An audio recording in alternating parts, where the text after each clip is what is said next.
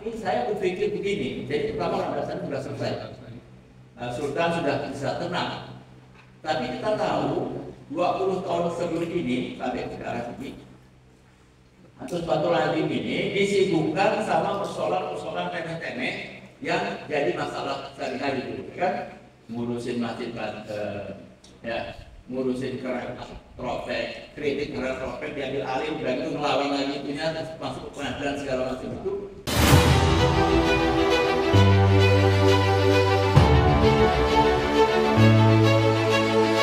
Nggak ada gunanya, itu berapa? Itu kan yang ribut kan keluarga sultan juga, tapi yang diributin hal-hal yang menurut saya nggak masuk sense, nggak masuk pikiran juga. Ngapain ngurusin itu gitu loh. Padahal dulu Banten ini dari kesultanan karena masyarakat Banten beranggapan bahwa Sultan Bantennya bisa berbuat lebih banyak kepada rakyat Banten di masa itu. Kalau sekarang para keturunan sultannya nggak bisa melakukan yang lebih bagus buat masyarakat Banten atau lebih bagus buat masyarakat Indonesia, kenapa nggak ditutup aja kesultanannya? Gitu tawarannya. Nah, tapi sekarang ternyata sultan sudah ada, ya udah biarlah kesultanan itu ya nanti ngurusi masalah-masalah yang ada sekitar Banten ini, klasemen dan lain sebagainya. Apakah urusan masjid Banten, apakah urusan kesultanan itu sendiri terhadap kritiknya dan pengembangan kesultanan depan bagaimana yang diinginkan, ya silakan. Lembaganya sudah bersih, orangnya juga sudah sudah jadi sultan. Dan ya ada pertanyaan, sesungguhnya realitas sehari-hari kita tahu bahwa yang diterima oleh masyarakat, ini saya lagi bicara fakta, dan diterima oleh masyarakat Banten itu namanya itu bagus, betul nanti Khotib, ya kan, bukan yang lain. Nah, saya sekarang paham kenapa kalau beliau saya antus uang Banten ini nguruhin antus keturunan Khotib jadi sultan, ini kalau jadi sultan, jawab beliau karena orang tuanya, ibunya menyatakan bahwa mengpulang menanam Sultan Surabaya ke nekat itu uji jatai antus. Tapi pertanyaan besarnya, kalau sekarang Sultan Banten sudah datang, sudah ada, maka sudah dibuka, antusnya kemana? Padahal Ferdinand mau membebas. Yang paling baik di antara kaum kan amalnya bermanfaat untuk orang banyaknya jauh lebih banyak. Jadi nggak boleh mati di situ. Apalagi beliau sudah punya pengalaman nih, internasionalnya sudah, lokalnya sudah, bahkan sekarang masih ketua Dewan Penasehat ya di Syariat Islam. Jadi pusat ditawari jadi ketua Syariat Islam pusat nggak mau. Dia pengalaman nasionalnya sudah cukup. Kalau begitu kita harus bentuk semacam lembaga yang kira-kira berimplikasi bahwa beliau ini sebetulnya setara dengan kepala negara sekalipun, gitu. Oh ya, jadi kita angkat. Nah, supaya juga nggak ribut kalau nanti kita bilang beliau dikasih KSB itu, misalnya kita sebut beliau Sultan Muda Banten atau ketua di Kesultanan Banten. Ini memicu konflik yang nggak perlu, gitu. Kita udah bagus menganggap kesultanan sebagai kesultanan yang benar, legalitasnya bagus, didukung oleh kajian-kajian ilmiah sudah oke, sudah selesai. Biarlah kesultanan yang sudah jadi ini menyelesaikan urusan-urusan internalnya. Nah, kami sudah jadi di situ, gitu, ya kan? Maka kita buatlah KSB ini. Nah, terus KSB ini gimana strukturnya?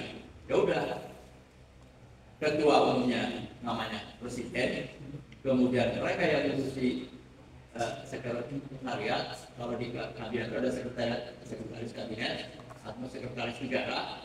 Nah, biar dari situ sekjen, kayak di HRI itu kan ada ketua umum, ada sekjen. Nah, kita biar tentu Pak Nadiem jadi presiden, dan kemarin teman-teman beliau sementara mengkaki aja sekjen. Saya sama pikir sama beliau, udah 60 ke atas itu mestinya mikir pensiun gitu, jangan mikir apa-apa. Maka di kesekretariatan saya sekarang sering kena anak muda supaya terlibat aktif. Kita perlu regenerasi sesuatu yang oleh pemimpin kita saya yang lalu sering dilupakan regenerasi. Jadi begitu dia meninggal selesai, hanya akan terakhir selesai, dengan sekarang itu dinasti Kalau tadi kasar dulu siapkan regenerasi agak pusing juga gitu.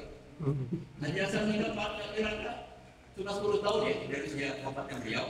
Sekarang masih semua, ya kan? Karena tidak ada regenerasi. Nah, sudah semacam itu. Kemudian kementeriannya seperti apa? Saya menyebut kementerian ada sekitar 3 atau 4 saja. Menterinya itu saya ingin menyebut misalnya salah satu yang kawan kita Menteri Agama, Menteri Agama, entah nanti siapa yang kita tunjuk. Tugasnya apa? Dia tidak seperti yang kita bayangkan. Misalnya Kementerian Agama di pusat itu, ya seperti itu tugasnya. Di kita bukan itu. Di kita, Bapak dan Ibu sekalian, kita ini bahkan dikenal dalam 3 hal. Ya. Pertama, keilmuannya. Keilmuannya Nawawi Al-Bantani itu Nawawi Al-Bantani itu sekitar 123 atau 113 ya. Itu naskah bukunya yang beliau buat. Dan itu menjadi landasan sampai hari ini. Bapak-bapak sering lihat Gus Baha. Gus Baha itu keilmuannya diakui oleh siapa namanya Pak Anu Syihab. Itu ahli tafsir Quraisy. Jadi ada 3, Quraisy, Alwi, dan ada 3 kepada Umar Syihab. Ya, Quraisy, Alwi, Umar itu ahli-ahli semua, dokter semua. Sekolahnya juga nggak main-main. Satu di Mesir, satu di Harvard, satu di Prancis. Nah, yang Malaysia menyatakan apa yang diketahui oleh Gus Bah jauh lebih lengkap ketimbang yang diketahui oleh beliau. Itu Gus Bah hampir tiap hari itu membahas misalnya kitab Nasawi atau kitab-kitab lain yang dinisbahkan kepada karya Syekh Nawawi Al-Bantani. Satu. Yang kedua, mereka kemudian Nasabandiyah kita itu langsung ke Mekah. Jadi jalurnya nggak ke Suralaya dulu atau ke Jawa Timur, tidak itu langsung ke Mekah.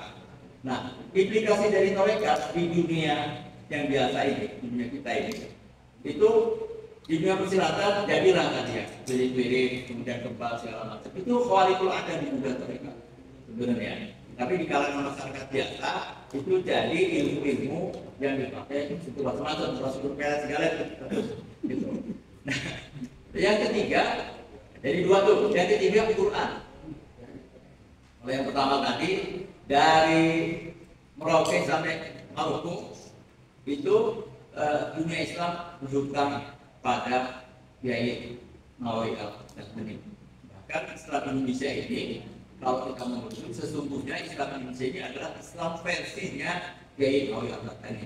Kenapa? Dua-duanya pendiri Muhammadiyah dan pendiri NU itu bentuknya sama Kiai Nawawi Al-Bantani.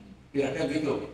Jadi kalau sekarang orang ditanya kamu agamanya apa? Kalau awal-awal kan saya Muhammadiyah, saya NU.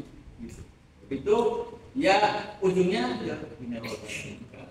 Jadi Islam Indonesia yang kenal lembut, sopan, ya, mengutamakan harmoni ketimbang konflik, itu basisnya berada pada pemikiran dan karya-karya agung Syekh Nawawi Al-Bantani. Nah, yang ketiga, sudah yang ketiga, Quran. Kalau Anda yang ada di sini pernah pesantren di pesantren Quran, saya pastikan kalau Anda jadi imam, mulai dari Aceh sampai Papua, nggak ada yang berani narik Anda keluar dari jajaran imam. Ya kan? Bisa-bisa saya dari imam masjid langsung dilamar tempat jadi imam saja di masjid. Gitu. Kenapa? Karena Nazom Banten ini dunia Quran termasuk rektor II itu bilang kalau tafsir bacaan Quran Anda nggak boleh ngimami tempat yang lain. Anda harus baca. Kalau orang Banten bilang benar, bacaan Anda benar. Tapi kalau orang Banten bilang salah, jangan jadi imam. Pasti salah semua bacaan.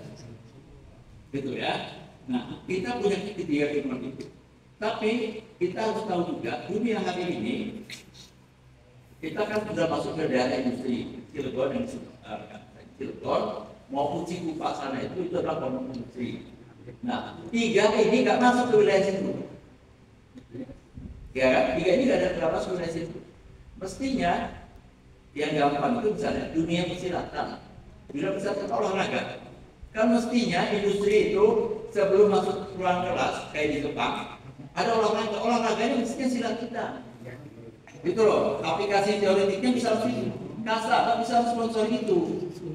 Kasaba nanti misalnya ngobrol sama gubernur, tidak ketemu, Pak Gubernur kita pengen sebanten ini olahraganya adalah olahraga silat Banten di industrinya, di anak-anak sekolahnya mulai dari SD setiap mau masuk setengah jam olahraga sebelum dia masuk. Itu kan mulai bisa dilakukan itu. Nah tapi beliau harus jadi presiden Kasaba. Ya, jadi presiden bisa nanti nulis surat ke gubernur, minta ketemu, kita harus masukkan dalam bidang olahraga semacam itu misalnya. Kemudian di wilayah-wilayah itu dulu tahun 1996, 1998 sampai di 2006 itu Krakatau Steel, salah satu perusahaan industri di sebelah barat di Cirebon, itu punya POSKA, Forum Silaturahmi dan Kandungan Al-Quran, POSKA. Nah,